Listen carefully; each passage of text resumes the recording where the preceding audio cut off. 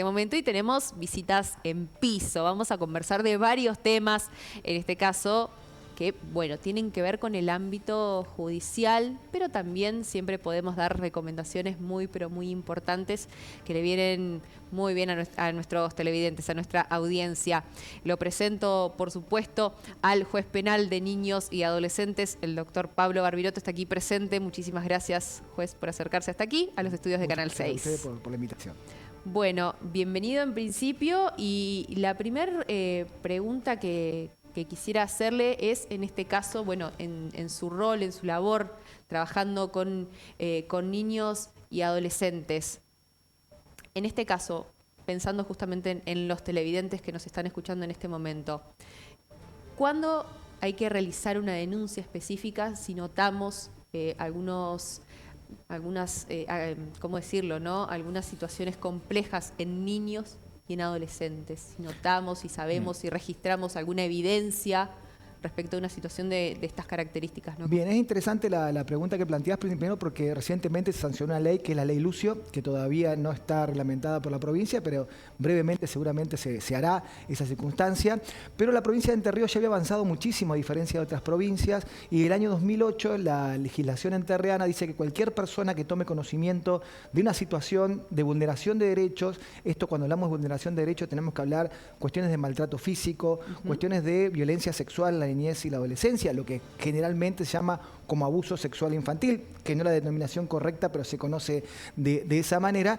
Cualquier persona que toma conocimiento de eso debe informarlo, ni siquiera es una denuncia. Para que esto es muy importante mencionarlo. Hay teléfonos como el 102, que es el teléfono del niño, donde se puede llamar directamente para hacerlo, y se puede hacer en forma anónima o recurrir a la justicia también para poner en conocimiento esta circunstancia.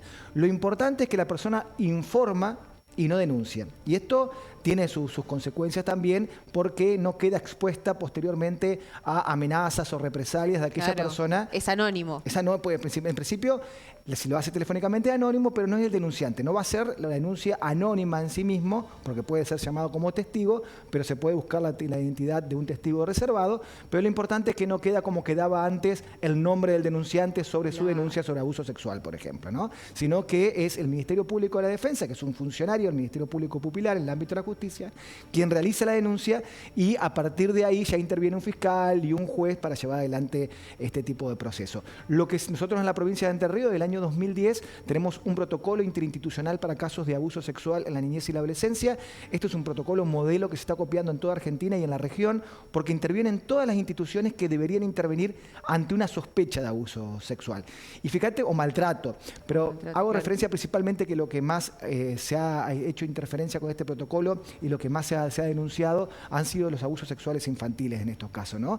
Y este protocolo interviene ante la sospecha, no es necesario tener la certeza. Por lo tanto, cualquier persona que toma conocimiento, tiene la sospecha ante distintos indicadores de que ese niño o niña adolescente puede estar siendo víctima de una agresión sexual, ya puede poner en marcha este protocolo, ¿no? Es decir, ese docente, ese médico, ese enfermero, por ejemplo, los 90% de los casos que recibimos de informes son de los docentes, porque por fuera de la familia, el ámbito de mayor contención es el ámbito de los docentes, que pasa mucho tiempo el niño ahí.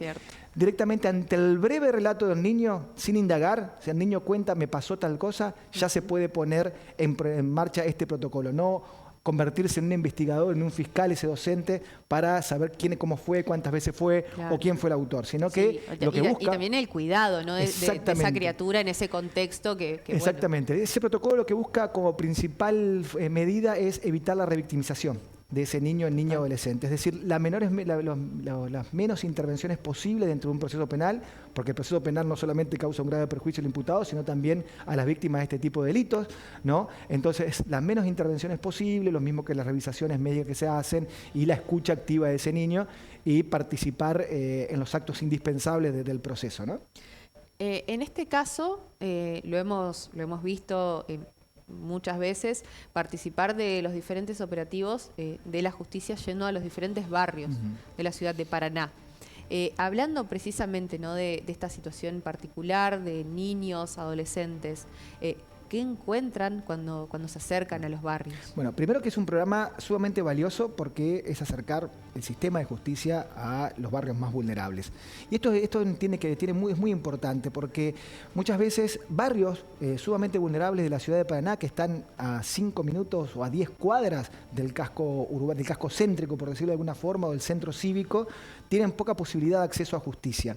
Porque uno ingresa al Palacio de Tribunales y si no es abogado no sabe para dónde ir, no sabe dónde están las oficinas, a quién tiene que recurrir y quizás pasa media mañana dando vuelta por tribunales sin saber dónde tiene que hacer el trámite correspondiente y por cuestiones de trabajo, porque no tiene con quién dejar sus hijos, no puede recurrir o por el costo del colectivo o lo que sea, sino que es un ámbito mucho más amigable. Ir a una escuela, ir a un centro de salud del barrio, ir a una comisión vecinal, donde el vecino o la vecina se encuentra en ese lugar y va con los niños, con sus hijos, a hacer la consulta. Muchas veces lo hacemos en escuela, la gran mayoría, para que cuando los padres van a buscar a sus hijos a la escuela puedan hacer las consultas correspondientes.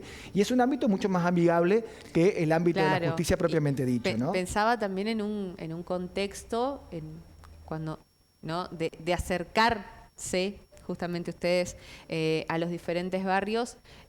Pienso para una persona que tal vez, bueno, tenga que hacer una denuncia, ¿no? De las características que hablábamos en la pregunta anterior, bueno, esto, tal vez sentirse más cómodo en una conversación en su zona y no tener que tal vez acercarse a una oficina en el centro, donde tal vez se sienta un poco más expuesta. Totalmente. ¿Se han encontrado también con denuncias de estas características? Principalmente lo que vemos son situaciones que tienen que ver con cuota alimentaria, régimen de visita, tenencias y que tienen mucho que ver también por cuestiones de violencia de género, violencia familiar. Muchas veces las personas se acercan a consultar, ¿no? Principalmente que tiene que ver con que todo lo que implica, porque no solamente el terrible hecho de la violencia familiar, intrafamiliar, la violencia de género, sino que están los hijos de por medio. Cuando van las mujeres van con muchísimas dudas respecto si me separo ante esta situación y denuncio, con quién quedan los chicos, cómo es el tema de la cuota alimentaria, quién se queda con la casa, claro. Y no se animan a hacer la denuncia por ese tema. Es más, hemos notado muchas veces que ni siquiera van diciendo quiero hacer una denuncia o tengo dudas cómo tengo que hacer, sino tengo una hermana, un pariente, una amiga que está pasando tal y tal cosa para no quedar expuesto. Despersonalizándose. El miedo no solamente por la situación que está viviendo, terrible, que por supuesto que eso debe denunciarse sin ningún tipo de duda, y los ámbitos de contención que se van a tener tanto sea en la justicia como cuando se va a los barrios, ¿no? Que sepa que están las herramientas necesarias para poder intervenir en el tema y la situación que es general, vuelvo a decirte, no solamente la situación de violencia, sino también la preocupación de esa víctima, es todo lo circundante en cuestiones que tienen que ver con el diario, ¿no? ¿Qué va a pasar con mis hijos ante esto? ¿Cómo voy a poder seguir viendo a mis hijos? Si me voy de la casa, ¿qué pasa? Un montón a ver, es una cuestión más preventiva muchas veces lo que hacemos en la justicia va a los barrios que otra cuestión que es muy sumamente importante, ¿no? Porque la gente va y consulta, no tiene que ir directamente a hacer una denuncia correspondiente, sino consultar sobre una situación concreta que sucede. A ver, muchas veces, yo antes de ser juez fui defensor oficial y muchas veces llegaban a tribunales con un papelito, ¿no? Que decían, me llegó esto. ¿Y hace cuánto le llegó esto? Como 5 o 6 meses, pero no pude antes. Y era un desalojo. Claro. Y nunca había contestado esa situación de desalojo. Y ya estaba todo hecho para que lo desalojen con la orden para el desalojo de esa familia, de esa vivienda. Claro. Entonces la gente no tiene por qué saber, y por cuestiones que tienen que ver de la situación laboral o porque no tienen con quién dejar los chicos, ir hasta el centro cívico, a hacer una cola o no sabe dónde ir, o no tener para un abogado, principalmente, que es esa la situación, pasa mucho tiempo y se encuentran con situaciones mucho más problemáticas todavía. Claro, ¿no? Los tiempos que urgen, ¿no? En definitiva. Pensaba un poco mientras nos comentaba, ¿no? Las situaciones más habituales que encuentran, ¿no? Cuando se acercan a los barrios.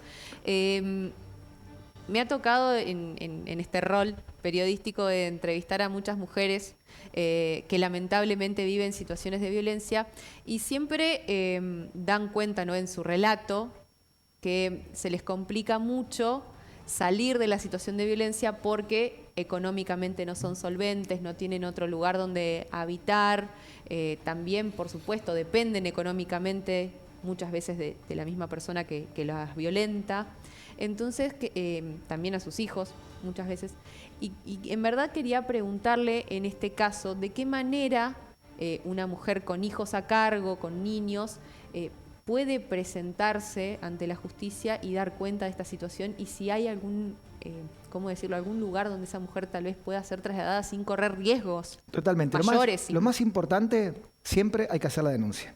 Porque si uno piensa qué va a pasar con mis hijos, dónde voy a vivir, hay que pensar también qué pasa si esa madre muere, que es una de las consecuencias que lamentablemente en muchos casos habitualmente ocurre. Por eso, no tenemos que ver como, bueno, sí, actúe de tal forma porque si no... No, siempre deben denunciarse estos casos porque muchas veces empiezan de esa manera leve y no se denuncia, no se hace absolutamente nada y después terminan con femicidios, ¿no? Que lamentablemente lo vemos y lo vemos a diario, y la cantidad de muertes en esta cuestión en un contexto de violencia de género que ocurre en nuestra provincia, en nuestro país, es alarmante y es gravísimo.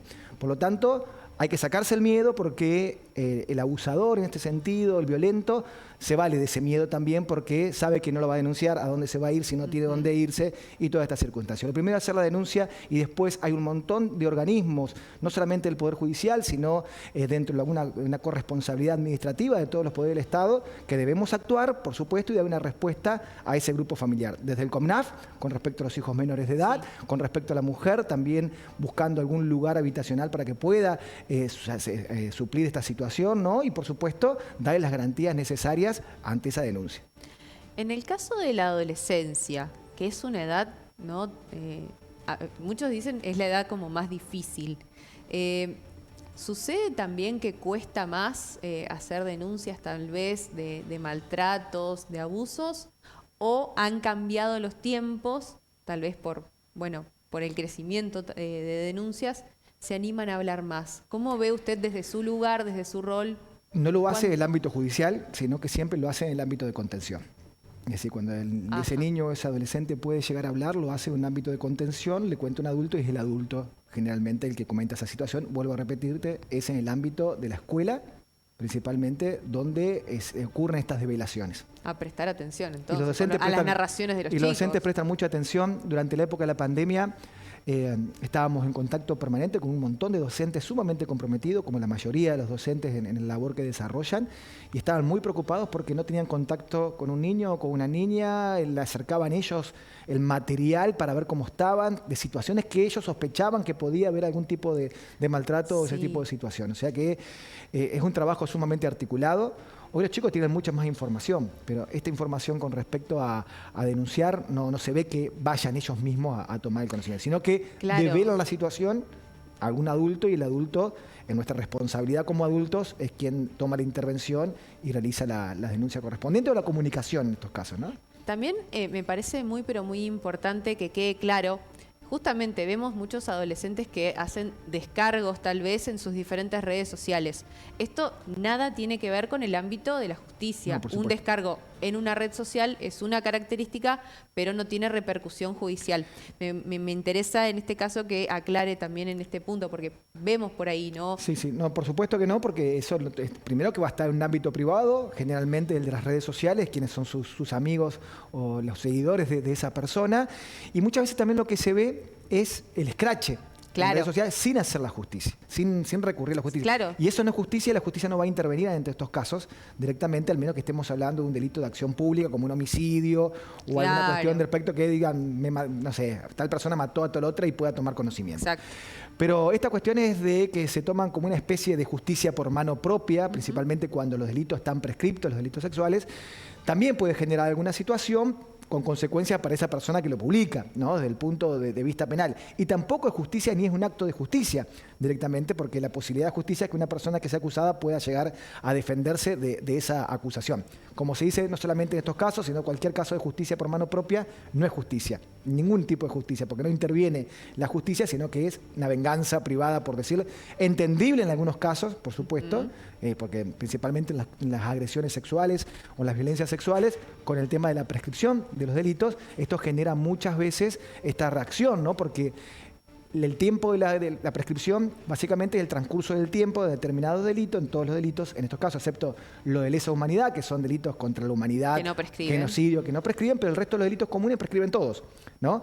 Que prescriben en el máximo de la pena. Hemos visto, de hecho, casos muy mediáticos, donde tal vez la involucrada era menor de edad en aquel momento, pensando en uno de los casos más mediáticos que hemos visto en el último tiempo, ¿no?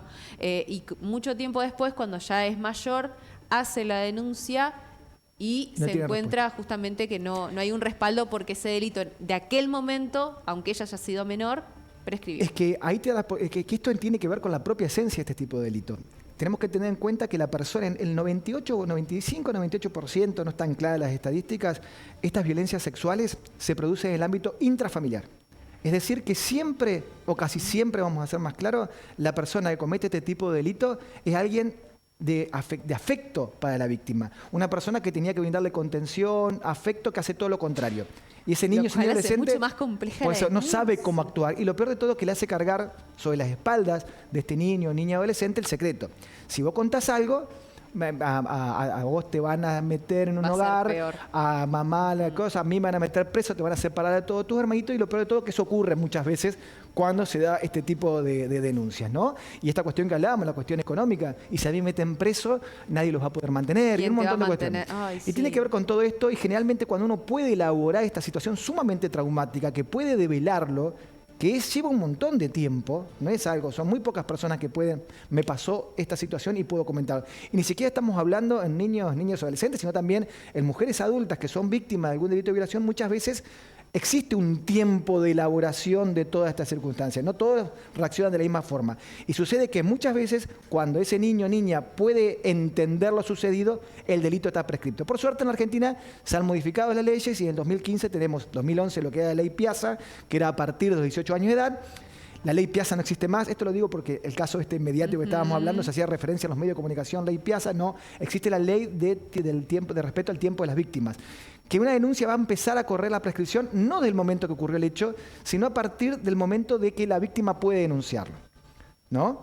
Si una persona... Qué interesante, ¿eh? Por eso, si una persona fue víctima de una violación o un abuso sexual o una violencia sexual cuando tuvo 14 años, 15 años, no va a prescribir a partir de ese momento, sino a partir del momento que pudo contarlo. O sea que, si bien no son imprescriptibles los delitos sexuales, son casi imprescriptibles, porque únicamente van a prescribir por el caso del transcurso del tiempo a partir de la denuncia, pero eso hablaría de una inacción muy grave por parte del Estado.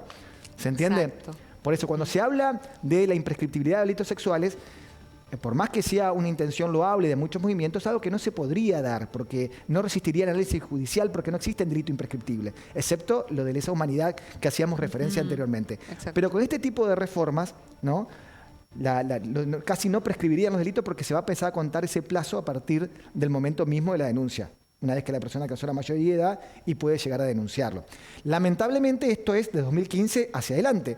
Todos los hechos que ocurrieron hacia atrás van a prescribir, ¿se entiende? Exacto. Pero en menor medida, es decir, Claro. hoy se puede dar ese tipo de respuesta mínimamente cumpliendo las obligaciones internacionales que tiene el Estado argentino, que se basa también en esta cuestión de la prescripción de los delitos, es decir, que no puedan seguir causas a lo largo del tiempo in eterno. Claro.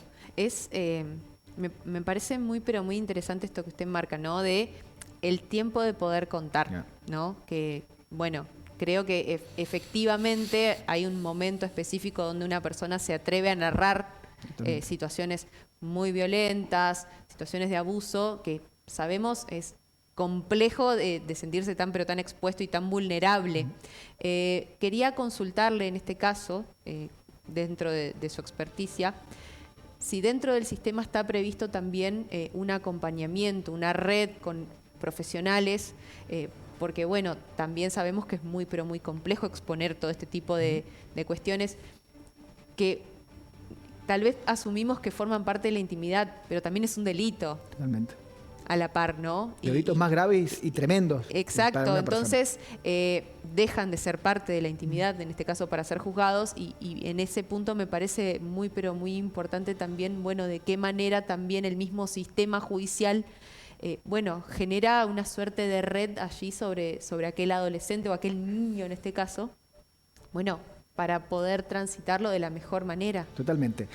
La provincia de Entre Ríos es modelo en estos casos. Esto no ocurre en todas las provincias. Dentro de este protocolo intervienen, te vuelvo a repetir, todas las instituciones que deberían intervenir.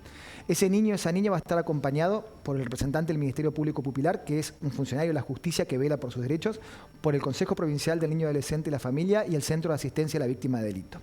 Va acompañado a todos los actos que debe ir ese niño o ese niño, ese adolescente. Lo que se realiza es la escucha, en principio, esto que te decía al principio, evitar la revictimización. Cuando un niño niño cuenta en la escuela esta situación, ¿qué ocurría antes del protocolo? Se lo contaba a la maestra. La maestra decía, esto es tremendo, vamos a contárselo a la directora. La directora decía, esto no puede suceder, vamos a hablar con el equipo interdisciplinario, maestra orientadora. Contale lo que te pasó, Juancito, la asesora pedagógica, 3 veces en la misma mañana ya había hablado. No, hay que hacer la denuncia. Vamos con Juancito hasta la policía, la comisaría.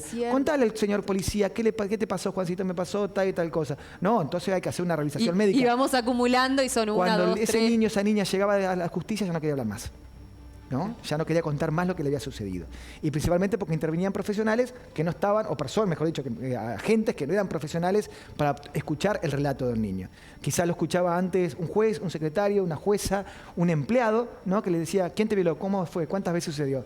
Y ahora eso se cambia absolutamente nada. El relato es uno y es lo que se denomina entrevista videograbada, que es lo que se conoce en muchos dispositivos como cámara Gesell, donde están las personas, juez, jueza, el fiscal, defensor, defensora, de un lado del cristal y del otro lado en un ambiente acorde y preparado para eso, del ámbito de juego, con juguetes, con agradable, no como una oficina cualquiera, donde hay cámaras, micrófonos, que ese niño o niña se le muestra dónde están las cámaras y micrófonos, no se miente, y una profesional o un profesional capacitado en la temática que no empieza con esto, ¿quién te violó? ¿Cuántas veces fue? Sino que esto llevó mucho también cambiarlo dentro del Poder Judicial, porque antes en 10, 15 minutos tenía la declaración de ese niño por escrito. Y la pregunta directa, y la ¿no? pregunta directa, y ahora quizás estamos en este dispositivo 1, 2 o 3 horas, porque el profesional comienza hablando de las cosas que le gustan, de sus hermanitos, del juego, hasta llegar al momento en que el niño puede contar.